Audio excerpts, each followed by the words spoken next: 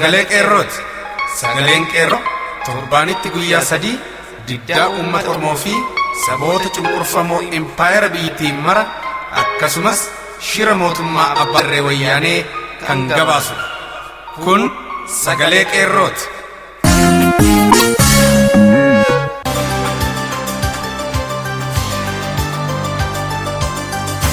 Waxabajjii 4 bara 2016 harka fuune akkam jirtu kabajamoof jaallatamoo dhaggeeffattoota sagalee qeerroo. Kun qophii sagalee qeerroo kallattiin Oromiyaa irraa isiniif darbudha. Akkuma barame dursa oduu isin dhageessisna. Oduu kan isin dhageessistu Jaallee Jiituu Gadaati. Gaaffiif deebii hirmaattota keenya waliin goones of keessatti hammateera. Itti aansuun qophii addaa humni xumura gabrummaa hin mirkaneessine bilisummaa hin gonfatu kan jedhu kutaa 6ffaa fi isa xumuraa isaa isin keessummeessaa kan isinii dhiyeessu An Erbuu Sabaati. Walleen warraaqsaas qaama sagantaa keenyaati. Nu waliin turaan affeerraa kooti. Warraaqsa biyyoolessaa Oromiyaa fincila xumura gabrummaa marsaa 5ffaa godina Kaaba Shaggar Salaalee Aanaa Kuyyuu magaalaa Gabra Gurraachaatti gaggeeffame irratti tarkaanfii diinummaa waraanni Agaazii fudhateen sabboonaan Oromoo obbo Tolleeraa Ijaaraa wareegamuun uummanni Oromoo kumaatamaan lakkaa'aman dhaadannoo fi dheekkamsa guddaa dhageessisuun sirni awwaalchisaa raawwate. Warraaqsa kana irratti tarkaanfii diinummaa waraanni Agaazii wayyaanee gaazii summaa uummata irratti dhukaasuun fudhateen sabboonaan Oromoo obbo Tolleeraa Ijaaraa abbaan maatii ijoollee 3 kan qabu ukkaanfamee wareegamuun isaa uummata Oromoo Aanaa Kuyyuutti kan dhaga'amee fi hedduu dheekkamsiisaa jiru yoo ta'u, sirna awwaalchisaa Aanaa Kuyyuu Gabra Gurraachaatti bifa adda ta'een bakka sabboontonnii fi qeerroon dargaggoota Oromoo argamanitti uummanni gara 4,000 olitti lakkaa'amuun kan gaggeeffame ta'uu maddeen keenya Gabra Gurraachaa irraa gabaasan.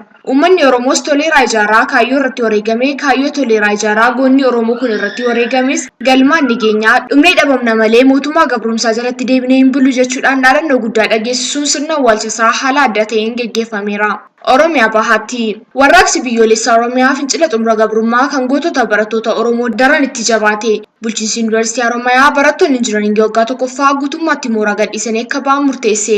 Mooraa Yuunivarsiitii Oromiyaa dirree waraanaa fi mooraa waraanaatti jijjiirame. Bulchiinsi Yuunivarsiitii Oromiyaa beeksisa baaseen barattoonni jiran waggaa tokkoffaa mooraa gadhiisanii akka bahuu qaban ibseera.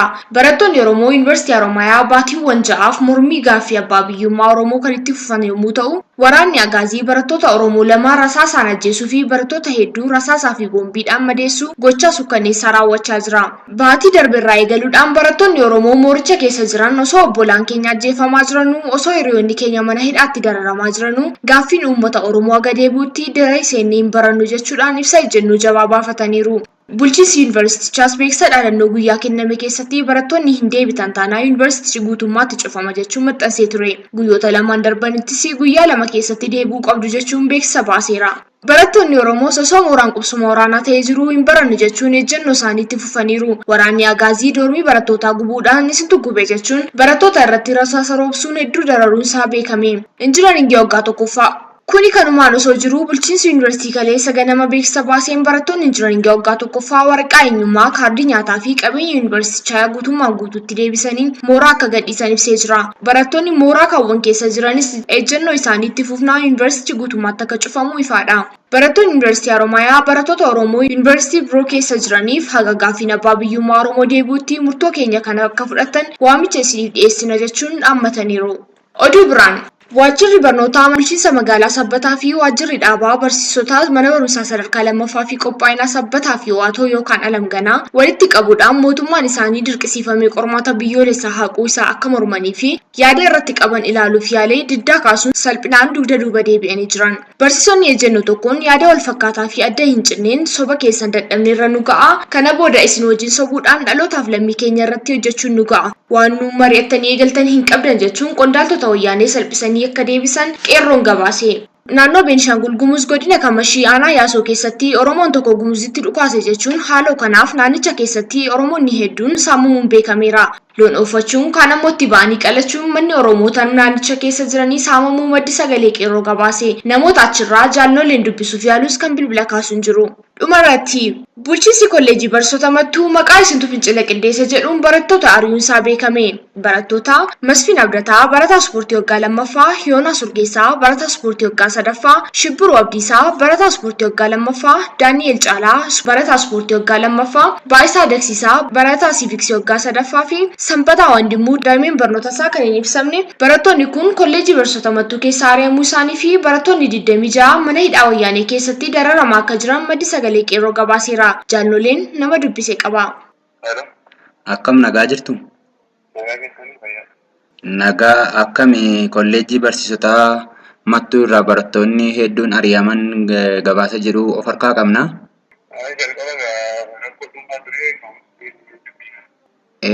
Rakkoo dhuunfaa jiru koo gara wanta cimaatti deemaa jira jechuudha. Oomishni tasgabbeessu waan argaman. Oomishni tasgabbeessu erga sarbaa tokko buleeyyuu yaadee tasgabbeessuu hin dandeenye. Aangosaatti fayyadamee wantoota adda addaa ijoollee irratti raawwachuu malee keessa bu'ee ijoollee saamuu malee humni nageenyaas wanta tasgabbeesse qabu. Dubbiin kun garuu babal'atee gara booddeetti gara lubbuu namootaa baasutti deemaa jechuudha. Lubbuu barattootaa illee kan ba'ee jira. Barattoonni illee baay'ee kan hin jiru jechuudha amma ammaatti. Mee amma asirratti maal seete? Barattoota haa ta'u gama hawaasaatiin nama meeqatu du'e? Nama baay'eetu du'e? Lakkoofsa isaanii of harkaa qabdu? Kanneen mana hidhaa jiranoo meeqa ta'u? Kanneen ari'aman balaa akkamiitu qaqqabe? Maddi isaa immoo akkuma jette amma jalqaba irratti dhuunfaa irraati jetteetta. Dhimmoota nama dhuunfaatu gara hawaasa walitti buusutti deebi'e. Qaamonni tikaa wayyaanee immoo namoota kana hawaasa kana gidduu seenanii araarsuufis haa ta'u tasgabbeessuu fi homaa hin dhamaane silumayyuu hawaasni keenya akka walitti bu'u barbaadu jetteetta. Mee amma hoo isa kanatti dahatanii badii biraa immoo maal geessisaa jira humni tikaa wayyaanee kun kanarratti mee? Namoota baay'ee reebanii mammadeessaa jiru. Hawaasa keessaatti hattoonni tokko tokko shiftoonni tokko tokko barataa irratti dhiibbaa baay'ee geessisaa jiru. Lubbuu namaa kan bade namni tokko du'eera. Garuu wanti sun adda addaa gaafa immoo dhoksanii jiru qorichatti jedhu reebichaan hin duune garuu namni kun du'a mataa argina jechuudha. Gara hospitaala Minilikatti darbee deemeera jedhanii dubbataniiru garuu amma ammaatti wanti irra gahamee jiru lubbuu mucaa kanaa baduudha jechuudha. Namoonni irra jiran namoonni 26 sababa gaazii adda addaa gaggaasaniin amma yoonaatti qormaata isaallee ari'amanii mana hidhaa keessa jiru jechuudha. Har'a irratti dararamaa jiru. Maatii isaanii irraa fagoo jiru. Namni gaafatu jiru. Har'a irratti dararamaa jiru jechuudha namoonni 26. Namoonni ari'aman jedhaman immoo nama 6dha. Isaanis qormaata irraa ari'amanii gaafa qormaati faayinaalii jalqabu gaafa hidhata qabamanii gara mana hidhaatti darbataman jechuudha. Maal asirratti maal balleessitanii jedhamu namoonni kun yeroo qormaata irraa ari'aman? Namoonni 6 kun dubbii baqatanii gara biyyaatti galanii turan jechuudha. Waan nama dhibu asillee hin turre mattoon turre dubbii kana baqatanii waan cimeef gara mana maatiitti inni kaan gara biraatti baqatan jechuudha namni 6 kun. Garuu waa baqatan iyyuu malee isitti dubbii kaasee gadi akka uummati walitti bu'u kan godhe barataa kan kakaase wanta hunda kan raawwate godii hunda kan raawwate sun dibanii mataa godhanii isaanii gara mana hidhaatti darbatan jechuudha. Sababa kanaanis barattoota kana akka abbaan alangaa jedhetti murtii irratti dabalteera jechuudha. Kolleejjii kanatti murtii kana kolleejjii kanatti kenna jechuudhaan barnoota irraa guuraniiru jechuudha. Amma ammaatti garuu waraqaa gaggeessummaa amma yoonaatti laatanii jiru irratti beellama qabanii jiru nama 6 kana. Mee jaalakoo wayi tokko ni jechuu barbaada. Innis maal seete? Oromoon mattuu keessa jiraatu isaan warra tummeedha. Warri tummeen har'a yoo lafaan adda ba'eyyuu godina Iluu Abbaa Booraaf godinaalee Oromiyaa biroo yoo fudhanne Jimmaan illee hundumtiyyuu ilmaan Oromooti. Isaan kun immoo Baarentuu Booranarraati. Booranarraati kan jennu kun immoo ilmaan Maccaatu lama qabu. Gabaabsee yooni jechuu barbaade waa'ee hidda latiinsa Oromoo haasayuu miti. Garuu kan hin jechuu barbaade hidduma Maccaa keessatti tummee leeqaan sayyoon isaan kun iyyuu obbolaadhaa jedhamu. Garuu haa ta'uti teessuma lafaa qofaan namni akka wal hiree walitti bu'u kana maaltu godhe? Kanarra darbee immoo amma hoo maal fakkaata? Jaarsummaadhaan araaraan fixattaniittu godinaalee biroonii fi barattoonni achi jirtan hawaasa achi wajjin nagaan jiraachaa jirtu moo hawaasichi akkamitti isin ilaala? Isin hawaasa sana akkamitti hubattu? Isin immoo dhaloonni barattan dhaloonni haarawaan kun akkamittiin hawaasa kana yaada diinni gidduu kaa'ee kanallee furtanii akka xumuramuuf akka araarri bu'uuf maal dhama'aa jirtu akkam gochaa jirtu moo akkamiin hawaasa wajjin wal qoollifattanii jirtu ammayyu? Dhugaa dubbachuu fi kana yoo gadi fageessee tallee rakkoo kana kanuuf hawaasa miti. Hawaasni barattoota jaallata, barattoonni hawaasa jaallata. Baay'ee wal kabajee wal kunuunsine gaafa rakkoolle isaanitti baqannee isaanis dhufaa isaanii jiran baatanii baay'ee kunuunsuu baay'ee jaallata ture. Garuu rakkoo kana kanuuf rakkoo nama dhuunfaa irraa akka bal'atu godhe akkuma beekamu. Akkami amma hawaasa wajjin maal fakkaatu walitti dhufaa hin jirtanii yaada isa kanamee akkamitti hawaasa hojii kana wajjin gonkumayyuu garaagartummaa uumtanii bahuu hin qabdanii dhaloota baratanii dhaloota hubatoo taatanii fi dhaloota qaroo ta'anii jechuudha. Nuuni dargaggoonni yeroo ammaa kanallee hawaasa keenya tokkummaa fi gamtaatti fiduu qabna. Kanaafiyyuu akkami walitti dhufaa jirtu moo maal fakkaattu hawaasa sana wajjin hawaasa keessumaa jiraattota magaalaa Mattuu wajjin? Tole silas hawaasa waliin jiraachuu danda'amu. Hawaasa waliin jiraachuu jechuun abjuudha. Barataan hawaasa wajjin hawaasni barataa wajjin wal dhufee jiraataa jechuudha. Walitti hidhanii qaban jechuudha malee. Kanarraa fuudhaan baay'ee wal jaallatan turre hawaasa wajjin. Baay'ee humnaa wal jaallatan. Nu kabajuu isaan kabaju. Garuu dhiibbaan kun akka bal'atu kan godhe qaama mootummaati.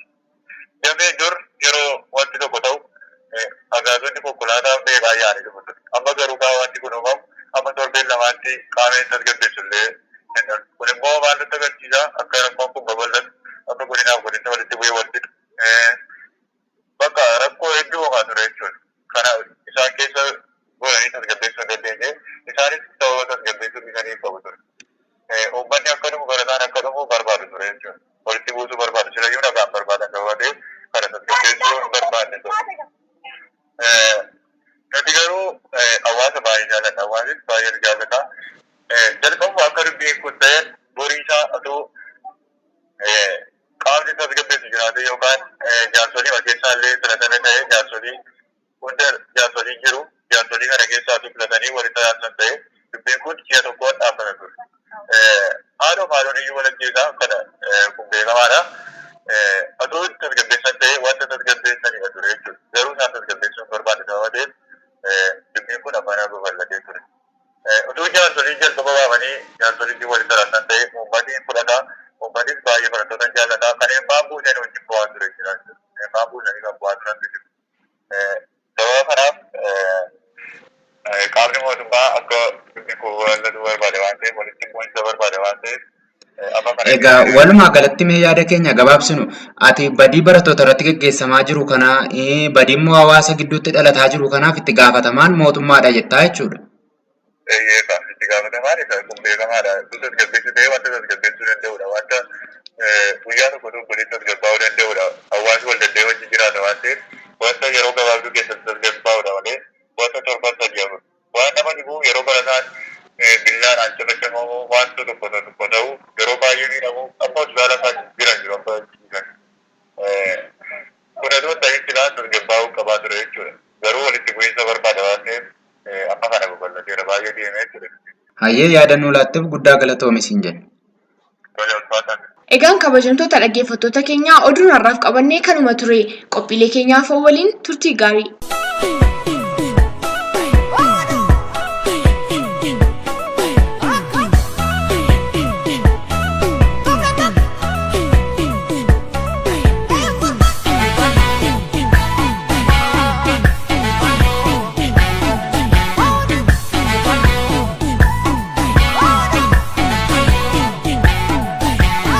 Kabajamoof jaallatamoo dhaggeeffattoota keenya yeroo darbe humni xumura gabrummaa hin mirkaneessine bilisummaa hin gonfatu kan jedhu kutaa shanaffaasaa isinii dhiyeessuun koo ni yaadatama. Har'a ammoo kutaa jahaffaa isaa fi isa xumuraa isiniin dhiyeessa. Hanga xumura qophii kootti na waliin turaan affeerraa kooti.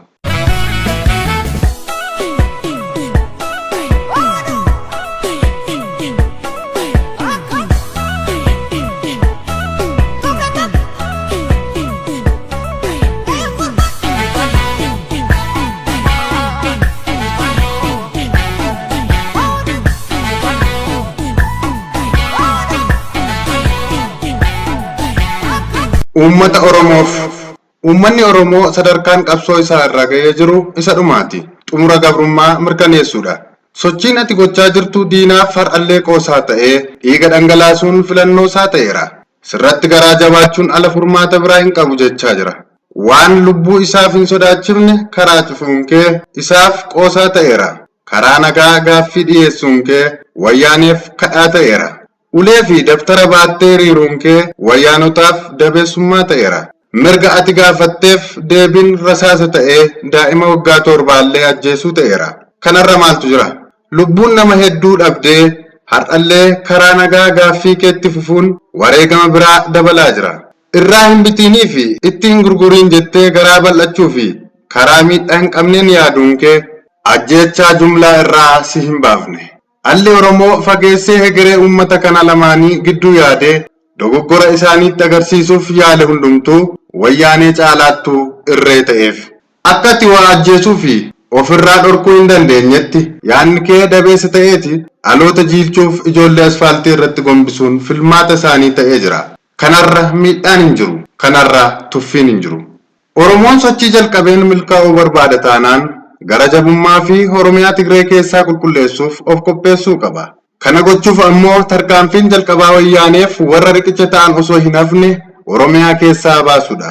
Ingiliziin Afrikaa kibbaatti mogolee kan jalatti cabe abbootiin biyya jala deemtota isaanii gommaa fi gaazaan gubuu yennaa jalqabanidha. Gurraachi tarkaanfii uummata isaa kanaa argee guyyoota muraasa keessatti diinaaf qawwee baachuu dhaabe. Isa booda abbaa biyyummaa warra gurraachaa mirkanaa'e. Kan nu eeggatu kanuma. Wayyaanii Oromiyaa keessaa ariinu dachee saboota ollaa keenya akka hin qubanneef isaaniinis ijaarree tarkaanfii wal fakkaataa akka fudhatan taasisuu barbaachisaa taanaan ofii keessatti hirmaatanii dantaa ofii kabachiisuun barbaachisaa. Kanaaf amma sadarkaa lubbuu lammii ofii baraaruu irra waan jirruuf tarkaanfiin akka namummaatti yaadne hundumtuu of tuulummaa wayyaaneen waan cabeef sochiitti aanutti ce'uun barbaachisaadha.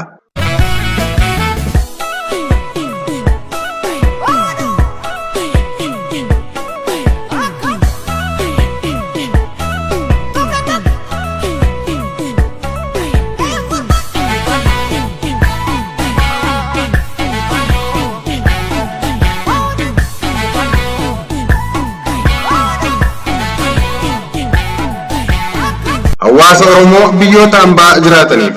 Hawaasni Oromoo biyyoota alaa jiran sochii itti jiran caalaatti itti fufuu qabu. Gargaarsa barbaachisu dhiyeessuuf waan walirraa hin cinne akkaataa itti gaggeeffatan irratti mari'achuu, hiriira sagantaa mataa isaa qabu irratti hojjechuu, ilmaan Tigreetti dhiyaatanii of tuultonni isaanii badii kan caalaa ofittii fi uummata Tigree irratti osoo hin fidiin akka irraa dhaabbatanii fi dhaamsaa fi hubachiisa kennuu amansiisuun irraa eegama. Dantaa keenyaaf waan hojjennu irratti garaa bal'annee aarii fi jibba of keessatti qabannee waan har'a hojjechuu qabnu seeraa fi sirnaan gaggeessinaan bori gaabbii keessa akka baanuu fi dhugaa qabu akka jedhan taasisuu qabna.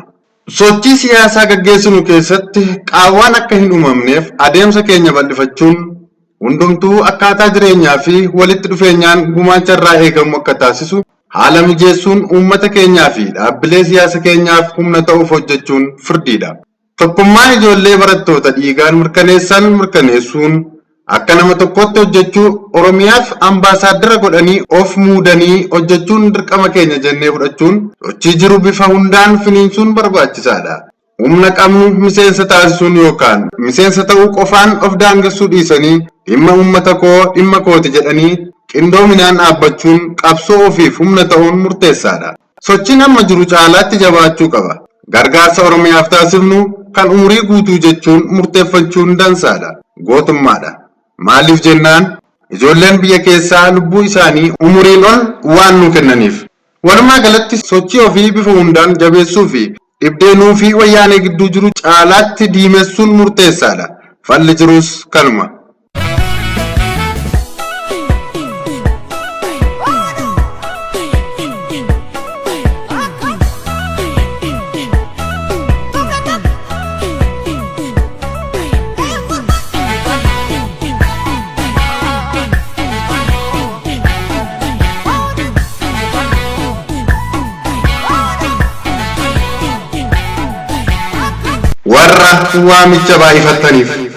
warra waamicha baay'ifataniif humnoonnii fi namoonni hedduun dhaabbilee siyaasa Oromoof waamicha godhan ijoolleef dhaqqabaa kan jedhu har'as jiraachuu keessan mirkaneessaa kan jedhu. Kun haqummaa kan qabu fakkaata. Jecha kana Oromoonni abdii akka kutataniif dhaabonni siyaasa Oromoo hin jiranii isiniin hin jenne kanneen jechuu barbaadaniin illee hololamuu danda'a.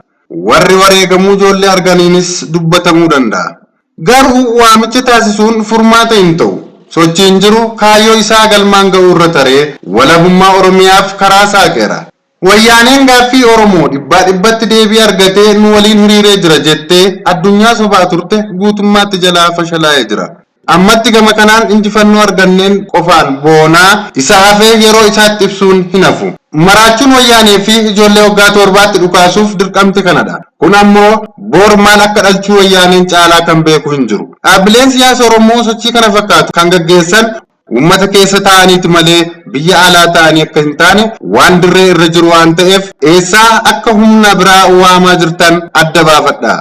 Uummata irraa fagaachuun keessan kan dhaabaa ta'uu hin danda'u. Warra ijoolleen ofumaa dhumaa jirti jettaniif ijoolleen akkasumaan dhumaa jirti. Humni booda isaan dhaqqabu hin jiru. Sagantaa hin qabani. Gara itti deeman hin beekanii fi kan kana fakkaatan jettanii kanneen lallabdanii fi katabdan dhaabbadhaatii yaada. Yoo waan nuti keessa hin jirre akkamiin raawwatamaa jettu ta'e waan keessa jirtan hojjedhaatii as ba'a. Waan deemaa jirtus abbaa taana kan jettan yoo ta'e wareegama Oromoo irratti abbummaan hin jiru. Wareegama dhaaluun salphina. Wareegama baasuuf dhaaluun garuu gootummaadha. Kun hoodadha adaraa irraa dhaabbadha.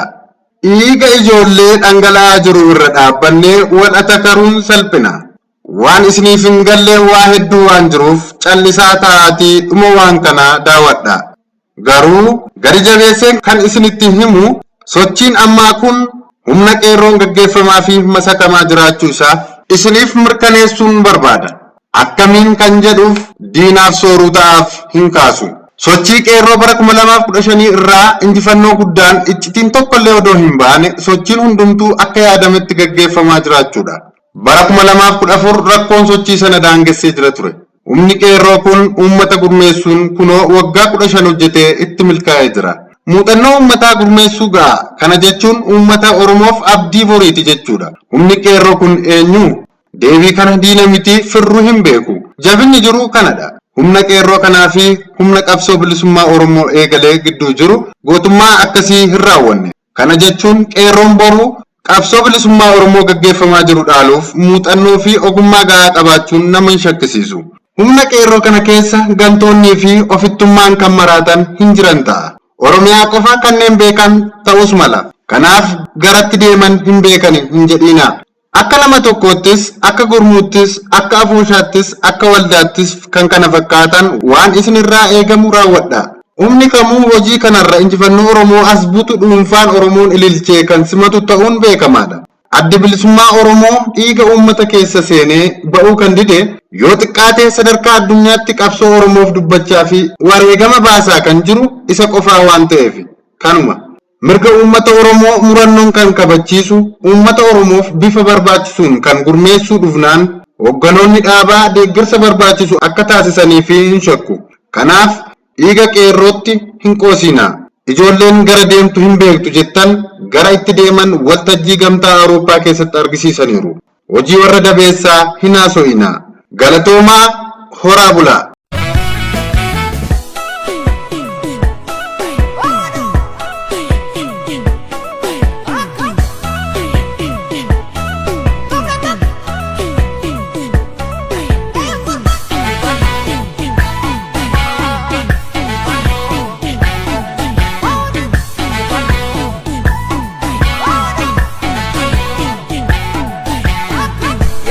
Falmate, falmate, falmate, falmate, falmate,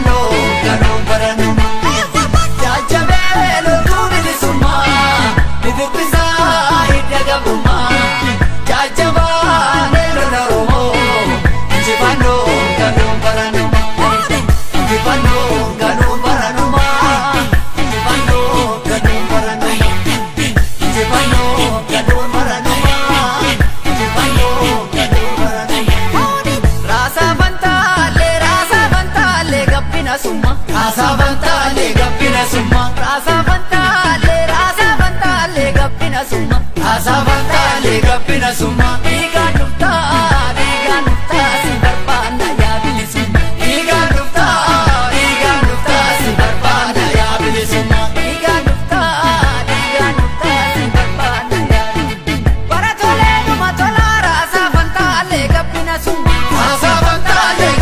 summa akkana jiiltu tallolaa raasaa fantaalee gabbina summa illee jechuu warra wancii raasaa fantaalee gabbina summa yeroo murii bira darbii raasaa fantaalee gabbina summa dhiigaan dhuftaa si barbaanna yaa bilisummaa dhiigaan dhuftaa si barbaanna yaa bilisummaa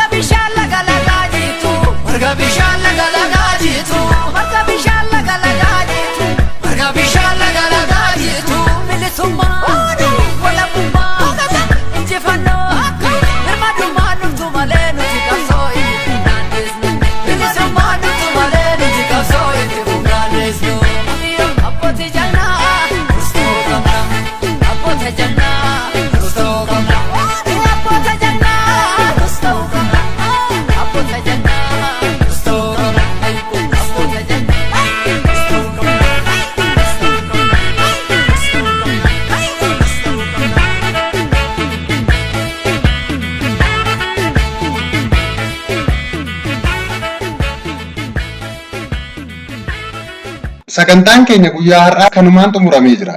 Waan nu dhaggeeffattaniif galanni keessan bilisummaa haa ta'u jechaa sagantaa itti aanuun hanga walitti deebinutti nagaan nuuf tura. Injifannoo uummata Oromoof. Gadaan gadaa bilisummaati.